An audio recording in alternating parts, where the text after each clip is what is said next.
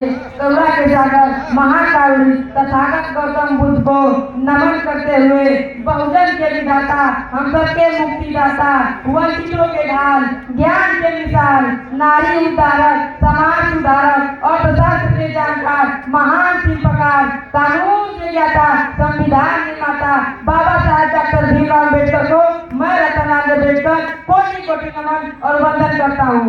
आज Buddha Bodhisattva doctor Ambedkar international centre के भव्य शिलान्यास समारोह में सम्मानित आयोजक मंडल, सम्मानित मंच पर बैठे विद्वान वक्ता, माताओं, बहनों और प्यारे भाइयों, मेरी बातों को सिर्फ भाषण के रूप में समझने की भूल न करें साहब।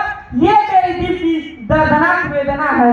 मेरा सवाल आपसे है, मेरा सवाल इस देश की राजनीति से है, इस देश की सत्ता से है, इस देश के भविष्य से है कि गांधी, नेहरू, लाला लाजपत राय अगर जंगे आजादी के नायक है, क्रांति के वाहक है, ये सब अखिल भारतीय नेता है, तो डॉक्टर अम्बेडकर सिर्फ आरक्षण के जनक और दलितों के नेता के रूप में क्यों परिभाषित किए गए?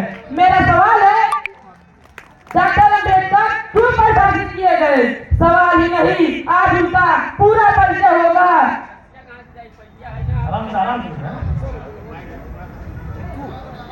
किधर लगाए? डॉक्टर समाजशास्त्री डॉक्टर अम्बेडकर, अर्थशास्त्री डॉक्टर अम्बेडकर, इस देश के महिलाओं को समानता का अधिकार देने वाले डॉक्टर अम्बेडकर, इस देश के राजनीति को समानता का अधिकार देने वाले डॉक्टर अम्बेडकर, इस देश के राजनीति को पलटने वाले डॉक्टर अम्बेडकर, इस देश के करोड़ों शोषितों दलितों को समानता का अधिकार देने वाले डॉक्टर अम्बेडकर, हम जैसे लोगों को बोलने का अधिकार देने वाले डॉक्टर अम्बेडकर, इस तरह के बहुत सारे परिचय है डॉक्टर अम्बेडकर का।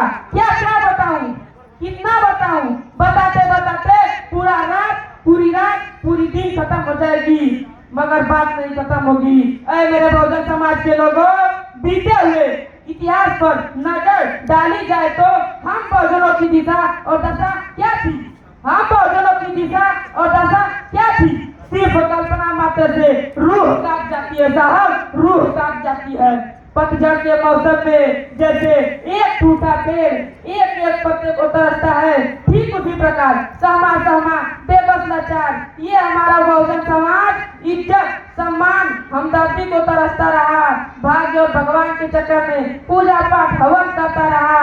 शिक्षा और सम्मान से वंचित, धन दौलत और ज्ञान से वंचित, दुराचार, अत्याचार, अपमान, जलाल सत्य सत्य, ऊंच नीच, भेदभाव, स्वर्ग नरक, जन्म पुनर्जन्म, लोक पर लोक का पाठ पढ़ाकर 5000 वर्षों तक गुलामी की जंजीरों में जकड़ा गया था। 6743 जातियों में खंड खंड करके हमें जानवर से भी बढ़कर जिंदगी जीने के लिए मजबूर कर दिया गया था। Incoming voice call from Servant by G2. मेरा सवाल